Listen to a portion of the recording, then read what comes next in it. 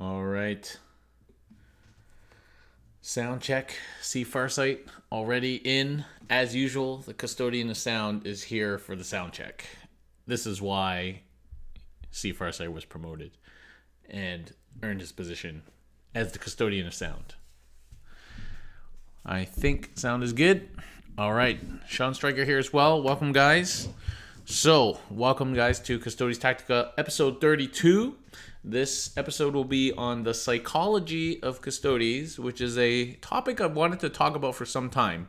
Not sure why. I just find it very interesting. It's the other side of gaming that people don't normally talk about, and so we're going to talk about that tonight. We're going to cover a few other things first, but then we'll dive right into the topic as usual. Shout out to all the patrons. Shout out to all the followers, subscribers, and everybody watching and following on YouTube and Twitch and everything. Thank you very much for your continued support. So, first thing I want to mention is that the shirts are in. Nice quality t-shirts. Nice print there. The little kind of shine to it. You couldn't really appreciate on the picture on the website, but it's got this kind of shine to it, which is kind of cool. Got the little symbol there going on. And it's a nice t-shirt. And then, of course, on the back, boom. So, they are in. I have received them. They're in a box upstairs. So, if you order one, I will be sending them out very soon in the next few days. I will be making sure that everybody fulfilled their end of the bargain, which was to become a patron for at least a month. And then I will be mailing it out to you. Big shout out to Raul and the guys at Dream Tea for hooking this up for us. If you want one, they're still on sale on Dream Tea website. If you just Google Dream Tea Can Hammer, you'll come to our page where all our merchandise is, and you can buy one. And the same deal will apply to anybody who buys it from this point forward. Obviously, we only about 8 or 9 people bought the shirts, so there's plenty of space for other people to buy shirts. Initially, I thought a load of people were going to buy the shirts, and I was not going to be able to afford to ship it out to everybody. But it's perfectly fine. If you want a shirt, go for it. And this is just a joke. Some people are taking it a little bit too seriously, and they're like, well, I didn't play Custodes, so I can't buy a shirt. You can buy a shirt. It's fine. It's just a joke. It's an inside joke. It's fine. Buy a shirt if you want a shirt, okay? They're good gaming shirts, solid quality cotton, nice shirts to play in. You can mop your sweat when it gets a bit nerve-wracking. They're great shirts. So if you want one, then go for it. You don't have to have played Custodes before, although it's kind of funny. The other merchandise we have now received, and I got my set, so you'll see it on next week's stream, is our objective markers. So these are just a revised version of our old neoprene matte objective markers, which are perfect for playing on. They tuck under buildings and everything. It's perfect. Center is marked. And these are for 40 millimeter objective markers with 3-inch diameter. So if you're on it, you're within 3 inches. If you're not on it, you're not within 3 inches. Never have that argument again. They're super high quality and super awesome. And we future-proofed them a little bit. First of all, we got numbers. In case numbers ever comes back in some mission format, we got numbers. Second of all, we do have this yellow circle, which is a 3-inch radius to the middle, in case that ever comes back and the middle is marked. So just in case, we don't have to keep reprinting them every time. So if you want these are also for sale on the website, and you can check that out. We've actually sold a ton of these already for some reason. There you go. Okay, so that's enough pimping of merchandise. Before we talk of the topic tonight, I just want to do a quick debrief of last night's game. If you watched it, I played against Phil on his new Necron list. If you didn't watch it, you can still watch it on Twitch or on YouTube. It's on both locations. And it was a good game. Phil bought this hyper-aggressive Necron army where his plan was to move up units of destroyers and warriors with the Satan, as well as the Cryptic Shroud, the Veil of Darkness thing, to put up to 4 or 5 units right in my face turn 1. And so with that in mind, I actually put everything on the board, so I had board presence right from the word go. Also give him a bunch of different targets to shoot at. Predictably, shoot the bikes first. Killed like one bike in the first phase. You rolled a 1 on the Satan roll, so only moved up a Ghost Ark with warriors in it, which, by the way, we now realize had too many warriors in it. It can only hold 10, and he had like 20. Anyway, I stooping dived the bikes into the warriors, killed all but one warrior, which held up the bikes, which was unfortunate. Then there was this epic duel between Terminators and the Shield Captain and the Satan, who survived with 1 wound, and the Captain survived with 1 wound, and then they killed each other in the next round from explosion, and it was pretty epic, those 2 characters killing themselves. And then basically just the Custodes pushed forward, then Venatari doing work on another destroyer unit, pushing forward all the way and tagging the other second destroyer unit all the way in the opponent's zone, everything pushing out, and it ended up being a pretty convincing win. So that was a cool victory. It just, the Necrons don't have, or Phil right now, I mean, he doesn't have the new Indominus models, and they don't have their book yet, obviously, but they just don't have a lot of weapons that gets through Grim Responsibility on T5 and T6, so a lot of his attacks, shooting and melee attacks, were kind of neutered by that 1 CP strat, so it's kind of advantageous. He ended up killing 5 or 6 models over the course of the game, but other than the Shield Captain, didn't kill any units. So, and that's kind of how the games have been going. When I win hardly losing anything, and when I lose, I get tabled. So next week, we will see if we can bring you a game. I think we may not have time next week because we're also preparing for our first RTT. So we'll see. Stay tuned to the schedule. Okay, so tonight, let's get on with it. We are talking about the psychology of 40K, of Custodes. So, first of all, we're going to talk about, the idea was to talk about psychology. So what psychology is how you think. And what we're going to specifically talk about is things we do that may influence how your opponents think, and things about how you play, and strategies, psychological strategies. We're not talking about like mental warfare here, but unintentional things that maybe changes the way your opponent thinks when you're playing Custodes. Some people have asked me a bunch of questions on things like tournament prep and how to stay in the game, this kind of aspect of psychology, or maybe it's more mental wellness at a tournament or things like that. I'll touch on those things when we cross those questions at the end. It's not really the topic tonight, but we will certainly touch on those topics in the question period. But we're really sort of talking more about little psychological things that I've really noticed over the past few years of playing Custodes. So, disclaimer. I'm not a psychologist. I could not find a psychologist locally that I know who plays 40K. So I'm not a psychologist. I think Adam Abramovich on Best General Season 1 had a cool episode with like a psychologist or a cognitive therapist or something like that on gaming. You might want to check that out, but I'm not a psychologist. I don't know about psychological stuff. I actually know quite a bit about psychology from my work, but not in terms of gaming. So all the things I'm presenting to you tonight are just opinions based on play experience. It is not psychologic dogma or theory. Okay, so that's my disclaimer. So Yoshi's here. He says that he thinks he's going to win every game because he feels like he's done enough prep before playing. So I think we will talk about that, but going into games feeling prepared can definitely give you a psychological advantage. And just like the opposite way, you can definitely psych yourself out by being scared or afraid of someone or someone's army or someone's reputation. That can really put you in the wrong mind space. So that's kind of 40K in general. As I say, we're not going to delve too much into that. We're going to talk more specifically about things that Custodes do, but these are interesting aspects of psychology when playing just 40K in general, or any game to be honest, but 40K in general. A perfect example of that is, okay, you're matched up, it's round 4, you're going to play Nick Nanavati, and you want to try and win this tournament. But you're gonna play Nick. You knew Nick was coming. You know he's one of the top players, and you knew you gonna have to go through him. That's a psychological issue there. You can totally psych yourself out in a situation like that and just make mistakes and play yourself to a loss. So there's just a simple example of how the thinking can influence what you do. Okay, the first thing I'm actually going to talk about is something I've mentioned before, which is something that I came up with. It's not a psychologic dogma or anything. It's just something that I came up with to help people compartmentalize their thinking over the course of a game. And I like to use this in myself in order to look at ways that I can improve my thinking during games.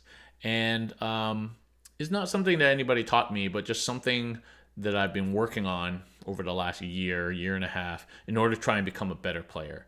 And as I say, psychology is about how you think. And so generally you think about things that are in your immediate consciousness, okay? And you don't think as much about things that are in lower levels of consciousness. So what I came up with is 3 layers of consciousness, okay, while playing, okay? And so the level 1 layer, the bottom or the top layer, whatever way you want to look at it, doesn't matter. Level 1, I call it the operative level. And this is the level of your immediate consciousness, okay? You're playing, this is your immediate thinking. What are you going to do right now? How are you going to move? How are you going to shoot? Who are you going to attack? Rolling your dice. What is the current board state? Okay, what stratagems are you going to be using in the next few minutes, in this phase, maybe in this turn? So for example, if it's turn 2, you already knew this turn you're going to homer. So that's in your immediate consciousness. Okay, what are you going to deep strike? Things like that. And now some of these things may fluctuate in and out of this level of consciousness. So what you're going to deep strike? How many times have people forgotten to deep strike a unit? That's because it's gone from your immediate level of consciousness to the next level down. And so these things may fluctuate in and out. So you have to be careful. If something is important, needs to stay in level 1, you need to be able to consciously keep that thinking in level 1. Okay, so as you get better at keeping things in level 1, you're going to start to keep more things in your immediate consciousness, sort of the state of play as the rest of the turn goes on. What's it going to look like at the end of the turn?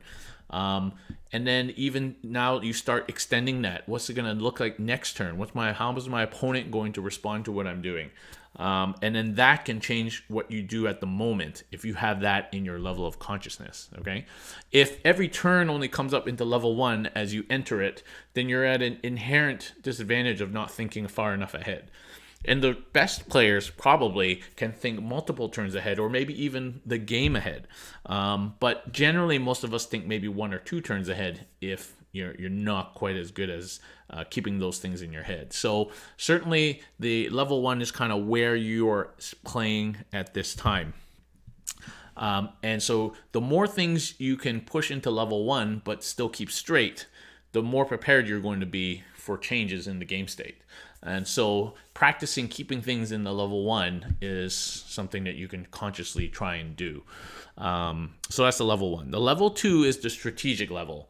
And so this is more of an overarching level of consciousness that you may not be thinking about constantly as a level 1 operative level, but you have some thinking now and again as things goes on, or you take a step back and you think about what's in level 2. So level 2 is basically overall gameplay. What's your game plan? What's your opponent's game plan over the course of the game? What are your win conditions? What do you need to achieve to win this game? What does your opponent need to achieve or stop you doing to win the game? And this is where things like progressive scoring come into it. So what's the score right now? How far am I ahead? How can I, if it's last turn, like what can I do to stay ahead? Like what is the state of the scoreboard? How are my secondaries doing? You may not think about that immediately as you are in the operative level in each turn making your moves, but at some point you need to bring the stuff from level 2 into your level 1 consciousness. And so the more you can do that, the better you're going to be. So the more you can remember, always have a good idea of who's winning, what the score is, what secondaries do you need. Like how many times do you forget to score recon until the end of the turn and you've forgotten? Because you've forgotten about that level 2 recon. I need recon. And so you're trying to get that into your level 1. So when you're playing, you remember that you need recon. All right. So I do that all the time. Forget to score recon for the sake of an inch or two because it's fallen to level 2. At the beginning of every turn, if you're on stream, you always hear me say, okay, what secondaries do I need this turn? So I'm trying to mentally get these level 2 things into my level 1, trying to keep them there, but your brain gets busy. So that is a real skill that you can develop, keeping the overall level 2 stuff in level 1. Okay, and then into level 2 becomes stratagems that maybe often, but not all the time, come into play. So your defensive stratagems that only come into play really on your opponent's turn, things like that. So remembering to use these stratagems, or that you even have the stratagems that are not rare, but often used, but not all the time, how you have to bring that from level 2 into level 1 so you don't forget to do those things. Rules, warlord traits, relics, things like that. So that's where the level 2 comes in. And level 3 is the just in case level. And this is the level that you probably don't think about very often at all, except during breaks in the game, say somebody goes for a bathroom break, or if there's a disturbance, or if you consciously take the time out to think about these things. And so this is where we're talking about situational awareness, okay? These are just things that are happening in the subconscious around you and in the game that you don't pay attention to consciously, but you should at some point put it into level 2 or maybe level 1. For example, time awareness, okay? Lots of people have no idea how much time has passed in their game until they're finished, okay? If you're playing in tournaments, you need awareness of time. Whether that means putting a clock on your table or there's a big clock on the wall, you need to be aware of time. Situational awareness and awareness of time is a skill in many, many jobs, not just hobbies, including medicine. And you'd be surprised how much time goes by when you're stuck in level 1 doing something, or even level 2. So at some point, you got to pull time awareness into level 2 or level 1 to be aware so you don't time out. So time awareness, situational awareness of the venue, what's going on, what else is going on around you. You know, you get into this bubble where you're not aware of anything except for the immediate table in front of you, right? So that's a level 3 kind of thing. Your own body needs: hunger, pain, discomfort, need to pee, hot, cold, need to sit down, my back hurts, feet hurts. These impulses don't hit you only in level 3 unless they get really bad and then they push their way into level 2 or level 1, or you think about them and then you do something about it. And you're going to feel better after a 5 or 6 round tournament, 2-day tournament, if you pay more attention to these things, occasionally popping it maybe once a round into level 2 or level 1, okay? And then also lives here are obscure rules and stratagems that you do not use very often at all, but can occasionally be extremely important. I put here actually Tanglefoot for me. I put Tanglefoot here. Despite being one of the best stratagems in the game, for me, Tanglefoot lives in level 3, and I need it to live in level 2 at the minimum, level 1 ideally, because I so often miss opportunities to Tanglefoot because it is in my level 3 consciousness and not in my level 2 or level 1. So I'm really trying to work on that because I always miss good Tanglefoot opportunities. Now before I didn't have a lot of CP, so it didn't matter as much, but now that I have the CP to do it, I need to work on getting things like that into the consciousness. Sometimes these level 3 stratagems you don't remember till the game is over. Maybe even there's a level below that. But yeah. Okay, so that's basically my outline of the 3 levels of consciousness while playing. I don't know if you find that useful or not, but I just like to, that's how I like to look at how I play and the things that I'm not good at doing and how I can improve doing those things by kind of operationalizing it a little bit. That's just how I think. Okay. So now we're going to talk a little bit actually more about psychology. And what we're going to do is we're going to talk about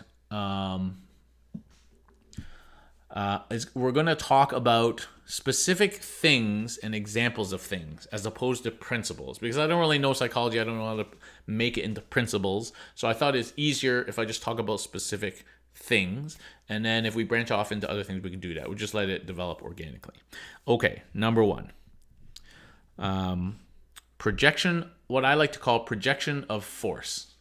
Okay, so trying to explain this. So every unit has a threat range. This is the number of inches that that unit could possibly interact with, either shooting or combat. Okay, so a unit of Hurricane Bolter bikers can move 14 inches and fire up to 24 inches.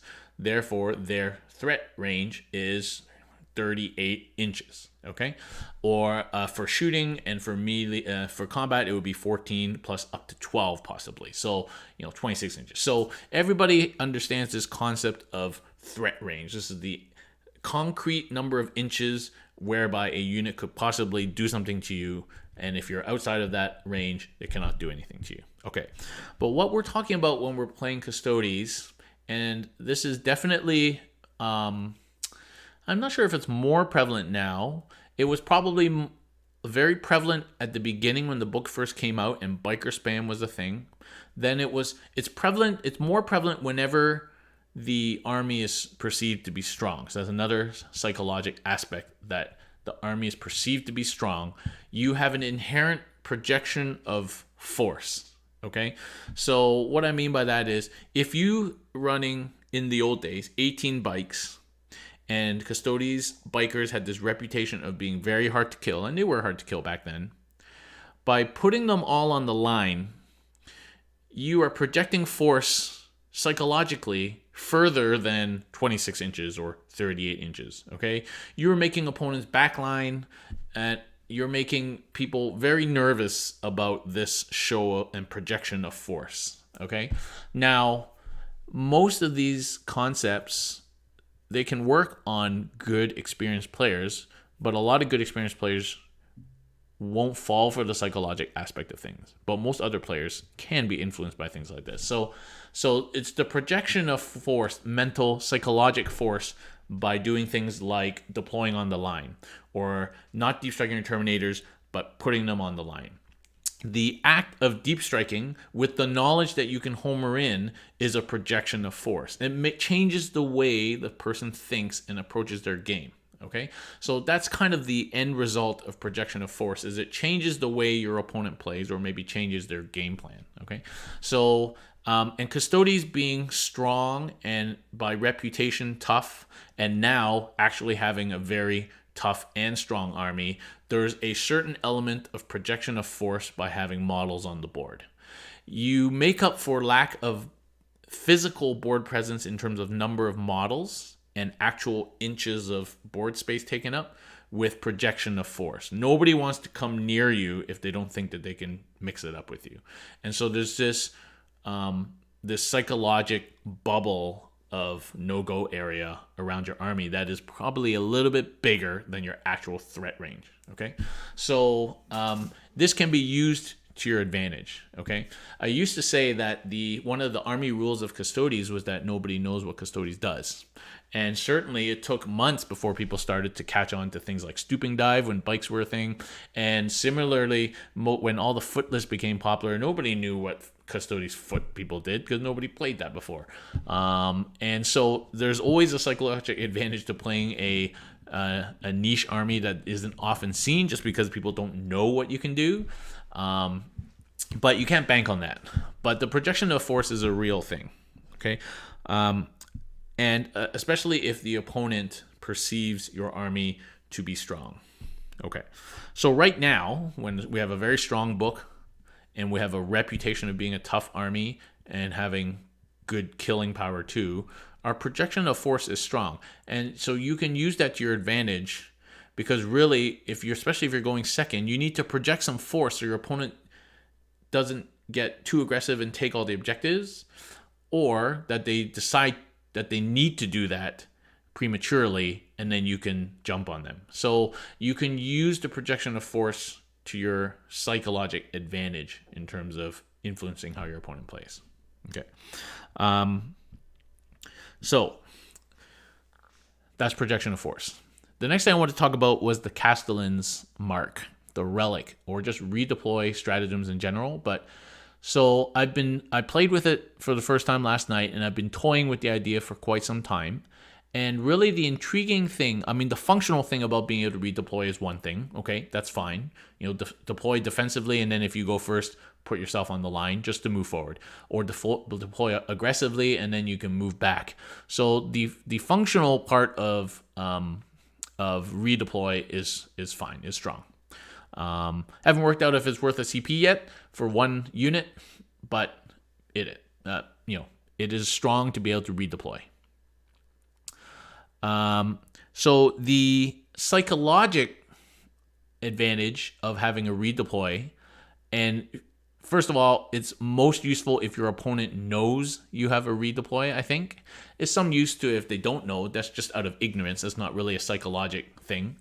But if your opponent knows you can redeploy, then you start getting into the mind games, right? And it's hard to pin down exactly what the mind games are. It depends on every single situation and what you use the mark on and all that sort of thing. But you can certainly try and play mind games with people with the redeploy. You just have an idea of where you want that unit to end up regardless, and then you just do some redeploy shenanigans. So I've been redeployed on so many times in the old days by Eldar and stuff, and it's, if you don't know there's a redeploy, then it's like, ugh, that was horrible. But then if you know there's a redeploy, then you really got to second guess how you deploy and what your approach to the game is. So just the fact that we have redeploy can be a thing you can use to your advantage.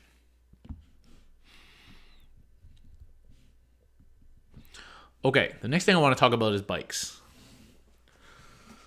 So one of the commonest things that I hear people talk about when we're talking about bikes, and so traditionally that's been the Virtus Praetor bikes, but now there's also talk about the Agamatus bikes, so that Dick bikes, is that they always die first. They get targeted and shot down first. So why is that? That's a psychologic thing. They're not the strongest unit in our army. They are strong in that they have a lot of mobility, so maybe they should be shot first.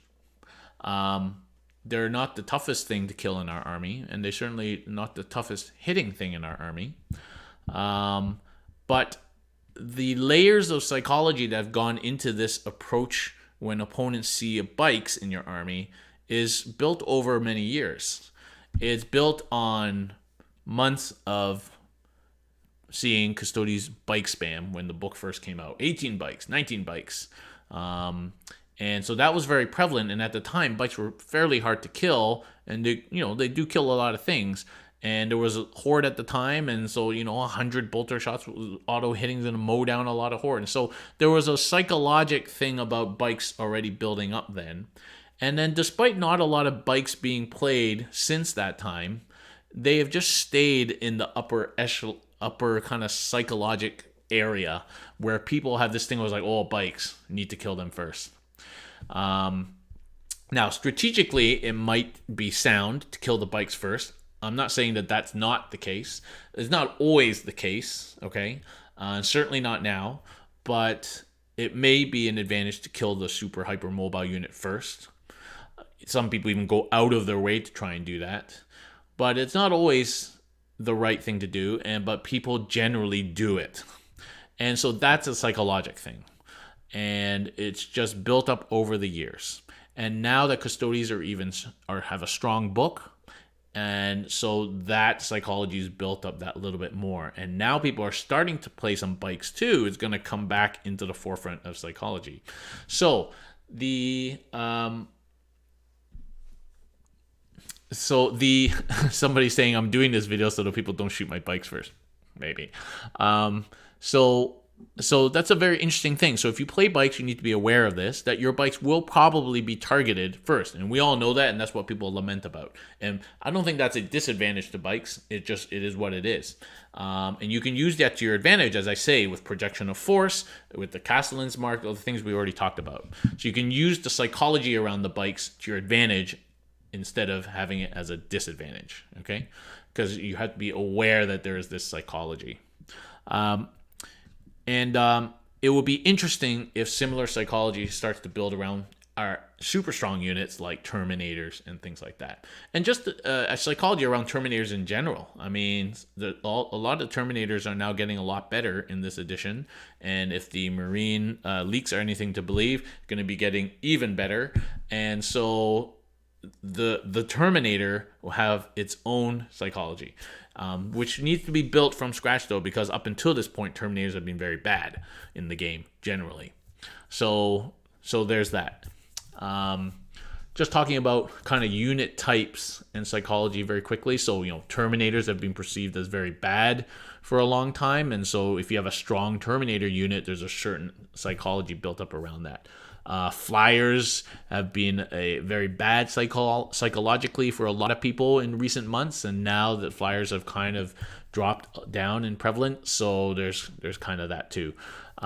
Things like flamers, being able to auto hit psychologically, that seems very strong, although it doesn't always translate into that much actual power because of the other aspects of the flamer.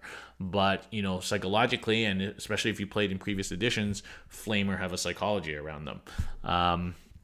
And then you get, units and things that get mythos and legend because of stories you hear or performances at certain GTs.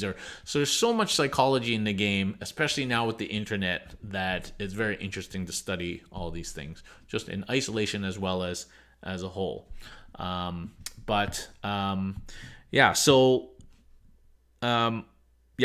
that's kind of like the bike psychology thing, which is very interesting. If you ask, it would be interesting to go around a bunch of 40K players who don't play Custodes and ask them about what they think about bikes and try and delve into the psychology of bikes. Okay, so we touched on already the meta psychology. Okay, so there's this mythical term called the meta, and basically that is just what things are strong in the game right now, or what things are perceived to be strong, based purely off what some small number of people are playing at events which involve overall a tiny number of players. And this has massive influence psychologically on everybody who plays competitively. Everybody, okay? And the whole thing around bandwagoning and about switching armies, a lot of that is based on the psychology of the meta, okay? Off of a very small proportion of games by a small proportion of people. And that actually has physical manifestations in the game. It influences what people play and how people play. And so that's a super overarching piece of psychology in the game of 40K is the meta-analysis. Now we have statistics, BCP. We got all these channels now, including my own, like making videos and opinions and reviews and Twitch streams. And we've got professional 40K players now. We've got people who are all on podcasts and things. There's so much psychological influence out there right now that factor cannot be denied in influencing what people play. And so in that way, Custodes is caught up in that. We had actually been fairly isolated from that kind of thing up until our book came out, because we were kind of perceived, whether we were or not is a debate, we were perceived to be one at the bottom of the meta and very niche played. Not a lot of people played Custodes. And so there was not a lot of psychology around it other than initially when bikes and stuff, and then for that brief Caladius summertime. It was under the radar psychologically and in the psychology of the meta. But now we're very much caught up in the psychology of the meta, and that's going to influence things for sure.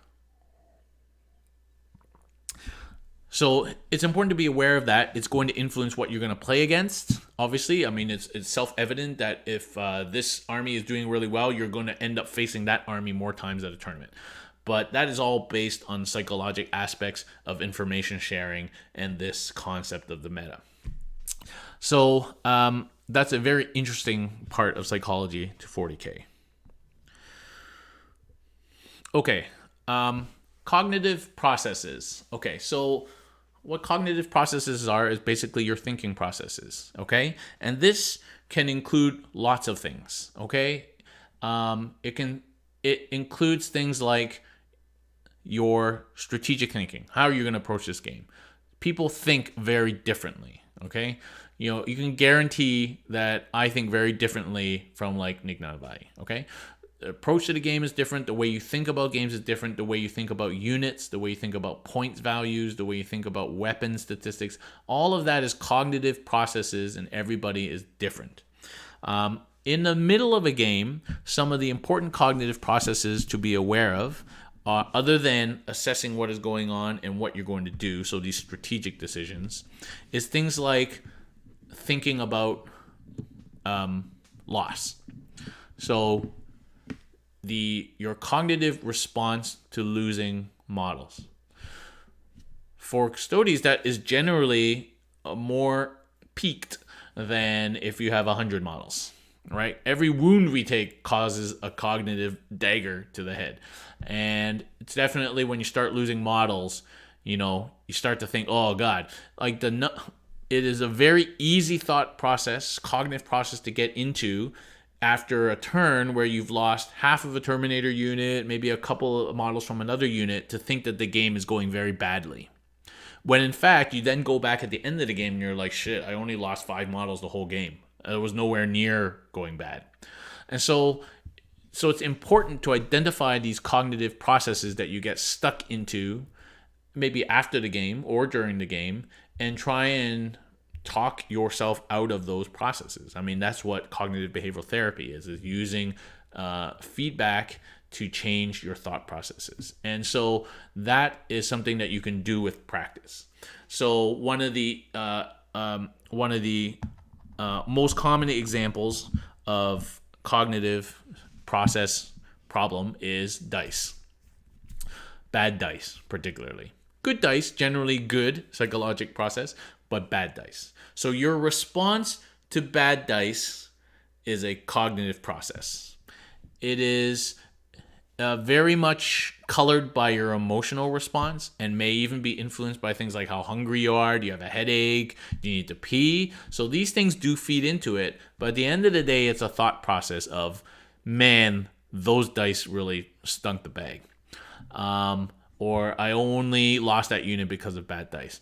I am as guilty of this as anybody else. Okay, I'm not going to stand up here and pretend that this is not a problem. It is. I had those thought processes too.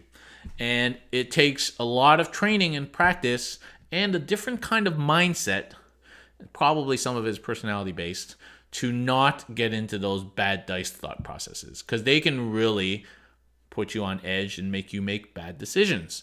Not logical decisions, just decisions based on poor cognitive processes. Some people might call that tilt. We'll talk about tilt in a second.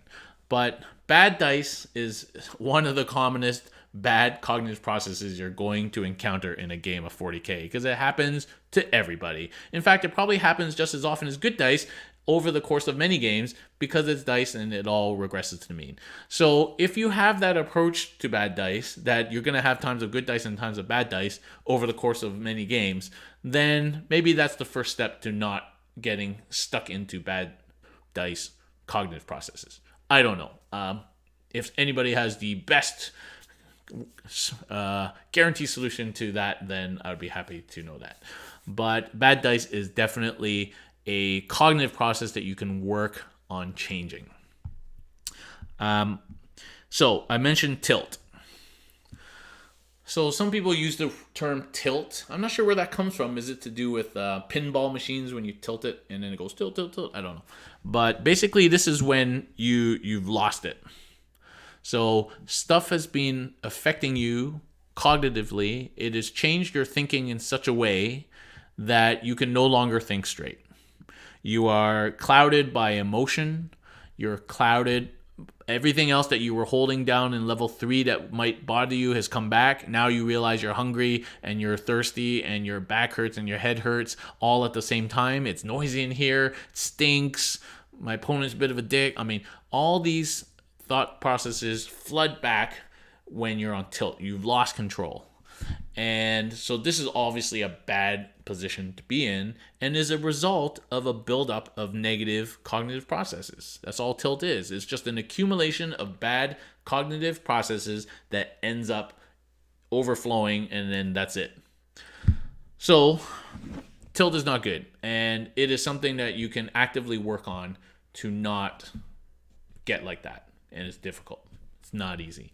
Some people are more likely to do it than others. Some people are just not like that, just in general, and so playing a game is no different to them. Some people, it is something that is easily done. And while I don't think it's a strategy to try and tilt somebody, try and put them in tilt, you will do it accidentally just because you're playing the game against them and you're rolling dice, and maybe your dice are hot then, and then that is just the last straw for them. So you should be trying aware, maybe in the level 2 or level 3 of your opponent's tilt level, because you know what, we have this kind of social contract. We're playing this game is usually for fun, and like nobody wants to see somebody go on tilt. Sometimes it's funny, but most of the time it's just kind of embarrassing and uncomfortable and ruins your own enjoyment of the game. So it's nice to develop some kind of, especially when it's their turn and you're just got some time to think, you can have an awareness of that. But it's generally really bad, and it is a result of a buildup of negative cognitive processes. Okay. So that's kind of a delve into some of those kind of psychological aspects. I want to just loop back now because of my notes here. I want to talk about player reputation. So, player reputation kind of comes in a couple of different forms. Player reputation can have connotations in terms of skill. So this player is a good player. This player is a bad player. This player has won 6 GTs. This player, I don't know who this player is. Now, if you get matched up against a player at a tournament and maybe you're visiting that city, you have no idea who this person is, but you heard somebody in the washroom last round say, mention that this guy was one of the good players in the area. That will affect you psychologically. If you heard in the bathroom that this person is a scrub and is just bringing all the models that they like for fun, blah, blah, blah, casual, that will also affect you. And your approach to the game will be different. As Yoshi mentioned at the beginning, your approach to the game, your cognitive approach to the game will be different depending on what you've heard about this person's skill level.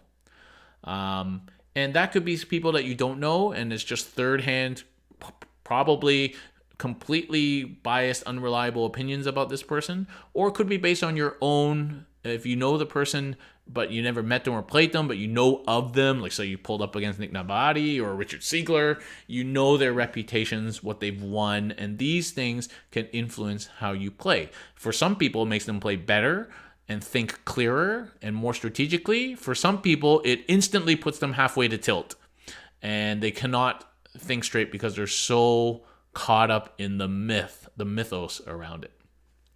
So I'm going to go right out there, and there are a couple people that I play, from time to time or regularly, that have good reputations in terms of being skillful players.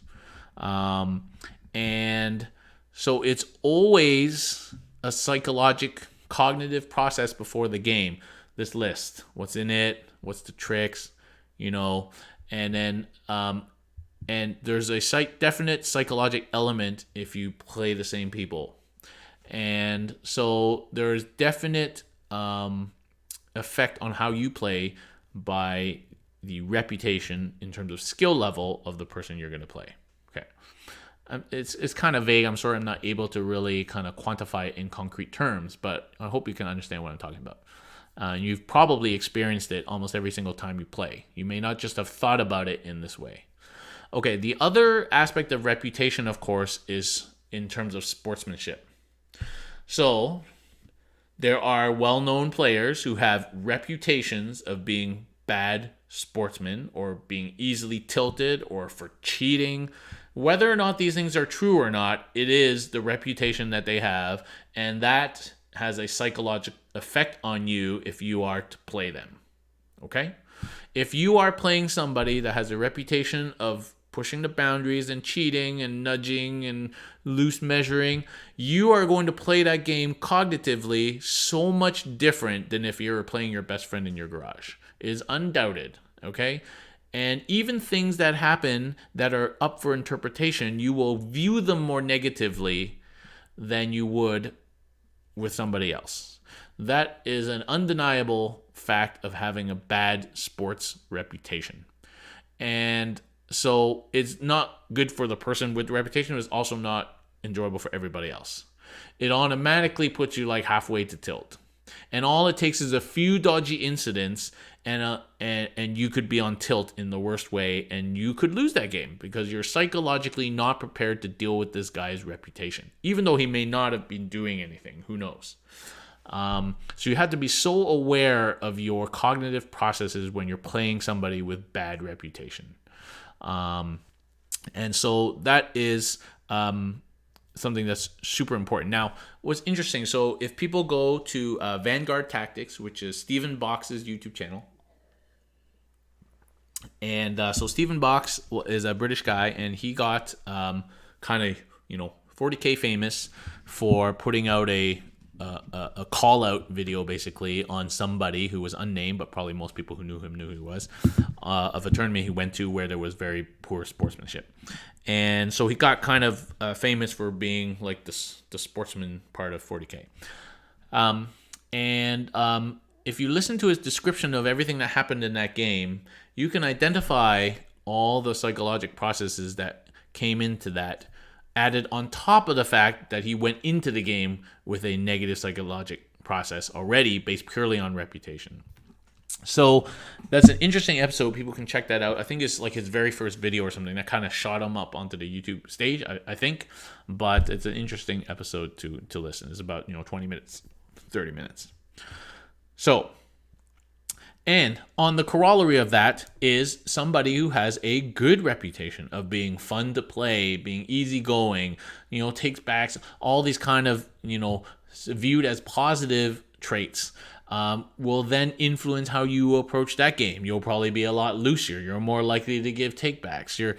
Even if you're not winning. And it will influence how you play that game and how you think in that game. So the important thing about all these things, reputation in terms of skill and reputation in terms of sportsmanship or, that kind of thing, is to recognize it, okay? As G.I. Joe says, knowing is half the battle. You have to recognize your thought processes, your cognitive processes, and how it is affecting you so that you can counteract them consciously, okay, constantly. That's the important thing. You cannot change that person's reputation. You cannot change how that person behaves, or you cannot change their skill level, but you can change how you approach the game and think about things. And so that's the important thing about these thought processes. Once you're able to identify these thought processes and identify them as pathologic or not helpful, then you can work on ways to correct them. Okay? All right. Okay, so that's basically all I wanted to talk about tonight. These kind of big aspects of psychology that kind of learned over the years. So if people have questions on Twitch, then please type. I'm going to go to the Discord now and answer some questions. As I mentioned before, not all of these are questions about psychology, but some maybe just about tournament stuff. I'll answer them when I can, if it's something that I can answer. All right, here we go. Where is it? General chat questions. Okay.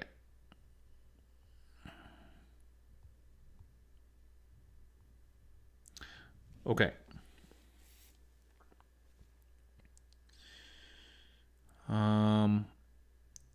So this first question is, when should we be looking to throw caution to the wind and get risky? That's not really a psychology thing. It can be your decision, your thought process there could be influenced by psychology. For example, you might be more likely to do that if you think you're losing. So you might be more likely to be aggressive and throw caution to the wind if you lost 4 models and you think that now you're losing the game. So you have to, when you're trying to make those decisions, big game-changing decisions or strategy-changing decisions, you have to try and identify the thought processes that have brought you to that point. And you may be able to prevent yourself from making that decision. If there's math that you can throw in there, throw in math. Math is cold and unthinking. So sometimes the math really helps you. You might feel like this unit, you think that this unit would really do this, and it may not. But you just have that impression because somebody told you, or that's the meta, or so you just have to identify your thought processes of why you're making the decision or thinking about what you're thinking about, and then you make the better decision. Okay. We have thinking of cutting Bertha. Thoughts? I'm finding she has too little of an impact on the game. Yeah, so here's a thinking, psychology. So what's the psychology after a game? So you played 3 games with the Telemann, and you think that she's not done very much in your games. So try and put some data to that. What has she done? You can probably recall, advantage for me if I record all my games, but you can probably recall what she has actually done. And I do not a believer in that something has to kill the same number of points in order to be worth it. Okay, that is complete bullshit. That is a stupid way of measuring how good a unit is. Okay, you think logically about what Bertha has done in your games, and if you don't feel in the people that you play against in the rest of context of your list that Bertha is performing as well as you had hoped, then cut her. Trying to make the thinking as logical as possible, not the, oh God, Bertha fluffed her shooting again. That's how you go on tilt, and that's how you make wrong decisions. So there we go. Kind of brought that question into the psychology realm. Indigo Blade says, how has tilt or the opposite, a strong mindset, carried you or influenced a tournament in the past? What would you have done differently? So one of the moments that I will always remember was the Basement Open, which was 2 years ago, I think, possibly 2 years ago. And maybe 3 years ago. Anyway, I was playing bike spam, so 18 bikes and Loyal 32. First round, so I had been walking around checking out everybody's army before the first round, and I had identified 2 or 3 armies that I really did not think I could beat. And I did not want to play because of what I'd heard and a little bit of what I knew. One of those was Brandon and his triple vault, Tesseract vault, which at the time was like a big thing. And like logically that was not good for me because it was just mortal spam that I couldn't deal with, but also I had this thing around Tesseract vaults. It was like because it was so in the meta at that time, everyone was triple vault, and that happens with these come and go 15-minute of fame lists, flavor of the month lists. They cause a psychologic effect around them, and so I was like, oh God, I don't want to play that and a couple of these other lists. And so I got matched up against Brandon in the first round. And basically, I was halfway to tilt already, right? And so he got first turn. He rolled 3 units on his Satan. 3. So the worst did happen. 3 vaults came right in my face and like mortaled off my whole army in the first turn. So that put me into a bad psychologic mood for the second round. Whereas I should have been like, okay, well, everything went wrong there. I got matched up with him out of 60 players. He got first turn. He rolled 3 units on his D3 roll, and he tabled me. That was what was going to happen. I should not have been affected by that and just like, okay, whatever. Let's go for 4-1, right? That's like the proper mental approach to that. But it had the opposite effect on me. I still went on to win the next few games, but it was a process that I still remember to this day that I could have done better, especially when it was given all these factors that kind of were against me there. Okay, so we'll go to the next question on the Discord here.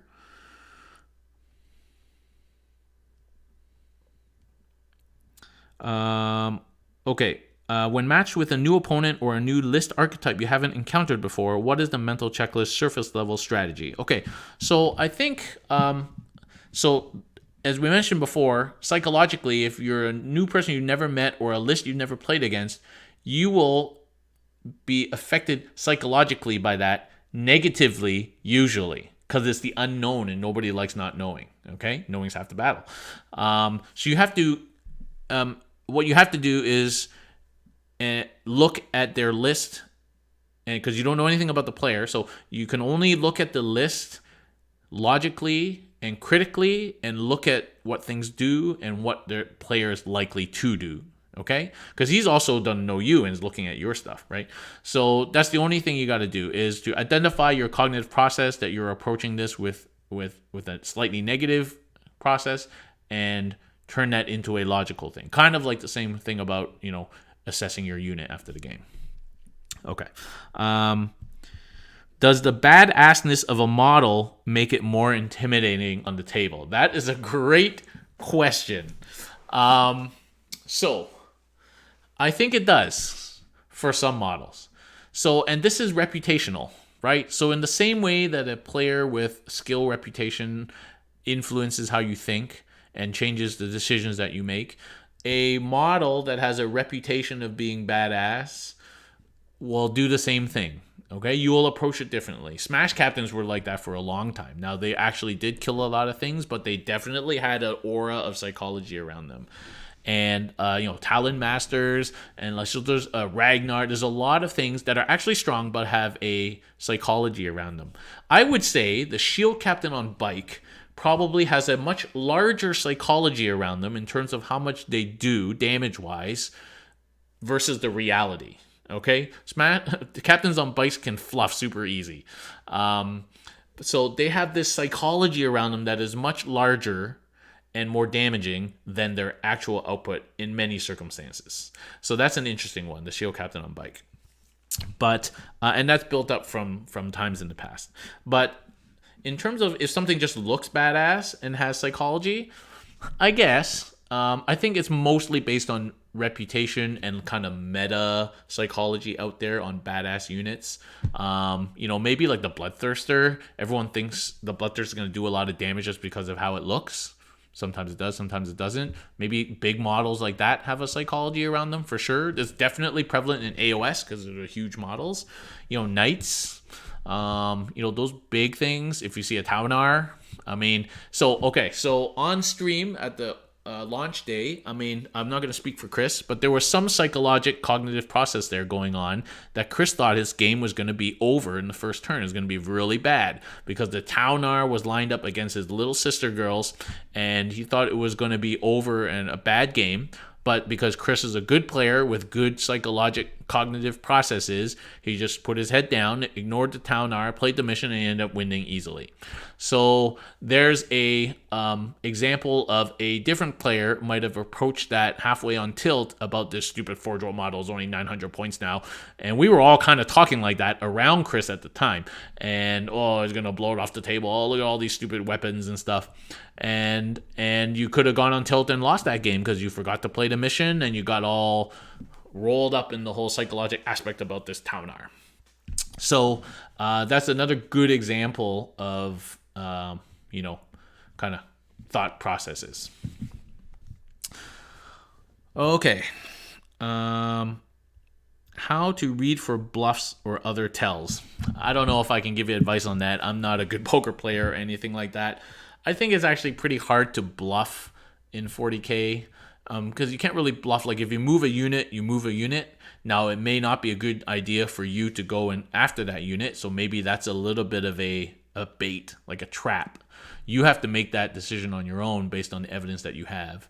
And so somebody may see that you're in a poor psychologic state, maybe halfway to tilt, and then can find that these tactics will work easier on you for sure. So that's up to you then to identify that you're in this psychologic state and not make those bad decisions. So that's kind of goes back to what we've been talking about. And similarly, how and when to bait the enemy. Well, I think baiting the enemy into a trap or to attack something that they shouldn't or to go somewhere on the board that they shouldn't is a very valid tactic. And I think it will going to be more effective on people who are in a bad psychologic state. And so you could use that to your advantage. Okay, what are some ways your opponent can get inside your head? Well, lots of ways. It starts, as I say, before the game even starts, by reputation. Either as a skill reputation or as a sports reputation. That is instant inside your head, either in a good way or a bad way. And then when they come to the table, just how they behave. Are they friendly? Are they not friendly? They're asking you a whole crap ton of questions. Are they asking to see your book every time you say a rule? Are they asking you to re-roll a bunch of dice, whether or not you're doing it properly or not? Are they asking you constantly for takebacks? There's so many ways that a player can get inside your head cognitively, and we've talked about a bunch of them tonight. Some of them are intentional, some of them are just how they are, some of them are malicious. So I think you just have to step back and, again, take stock of your psychology, your processes, your thinking processes, where you are, and consciously change things. Okay, ways to keep mentally strong, especially in later rounds of a tournament. Some of that is psychology. Some of that is just being sensible. If you are going to like a 6-round, 2-day tournament and you are hoping to perform well, you probably shouldn't get drunk the Friday night or the Saturday night. You should try and arrive there with plenty of time so you're not parking and running with 10 minutes late in the first round. You should probably eat well, eat your lunch, drink lots of water, avoid alcohol, bring some Advil with you for headaches and foot pains. You should sit down. These are all kind of just the sensible things that any athlete would do if you were trying to compete at the highest level. Only a few people I know play better when drunk, but generally people don't, and then you feel like shit the next day and you're not going to perform well. So, these are just the sensible things to keep your mind straight. You will keep your mind straight if your body is in good condition. Okay. Should you keep buying your opponent beer or buy it for yourself or both? Depends if you just listened to the previous answer, but I think, I don't know. Okay, tips to staying focused and not getting distracted during a game. Well, I think that depends on where your head is. If and kind of how you are as a person. Some people are very intent and cannot be easily distracted. Some people are very easily distracted, especially if they're not really in it for any particular purpose. I think if your purpose is to win that tournament, you're going to be fairly focused. And if your purpose is just there to have fun, you're probably going to be easily distractible. So it's kind of hard to answer that question. I don't know if I have really good tips, but if you want to be focused on a game, then you just have to be focused. And this is a skill that probably translates into the other things you do in life, not just gaming. If you can't focus on a game of 40K when you really want to win it, you're probably also not that good at focusing on work, focusing on anything else that you're doing. So maybe just something more of a life skill to work on concentration and focus than more specifically to 40K. If the game's really not that important for you, then it probably doesn't really matter. Okay, and then the last part of the question was for getting like -1 damage or a key rule. Well, I think that's where practicing bringing things from level 3 and level 2 into level 1 is really key for keeping things like that. And so how do you do that? You have to consciously think about those other levels and keep pulling things up. And if you do that, then it becomes second nature, just like practice.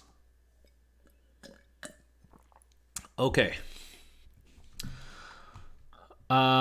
Rodrigo asked something about Sagittarium. I'll answer that next time because we're trying to stay on topic for psychology, but I will answer that in one of the other episodes. Okay, so that's about it. There's no more questions. So I hope that was useful for people. As I say, I'm not an expert in psychology, but these are some of the things that I've noticed over the years. So I hope people found that useful. Very soon, maybe next week or the week after probably, I will be restarting all the unit reviews now with 9th edition, a new book in mind, and some games under the belt. So I'm going to going back to the beginning and covering each unit in detail, just like we did for 8th edition. I'm going to start with all the Codex units and then do the Forge World units because I'm hoping that the Forge World book will eventually come out. And because I don't want to do it and then next week I have to redo it again because the book came out. So I'm going to try and cover Codex first and then delay all the Forge World stuff to the end, so hopefully that book will come out. Who knows when that book is coming out, so it may not matter. But we're going to start doing that probably in a couple of weeks, all the unit reviews. People have been asking for that. There's a lot of new players in Custodes, and so far all of our talks have been assuming people have been playing for a long time. So we're going to start from the beginning and review all the units in a couple of weeks probably. Tune in tomorrow. Tomorrow, Chris and Francois are streaming at Chris's house afternoon around 3:30, all the way till 9 o'clock at night. They're going to be streaming at least a couple of games, probably Ultramarines versus Sisters, grudge match, but that's going to be good content. And for the Euro guys, there will be content for the Euro guys. And so that will be tomorrow starting around 3, maybe more like 3:30, right here on Can Hammer TV. Okay, so thanks very much for watching, everybody. If you want a Custodes shirt, do check out the Dream Tee website. And Objective Markers, thank you for following on YouTube and Twitch. Thank you to our patrons for supporting us. And we will see you tomorrow on stream.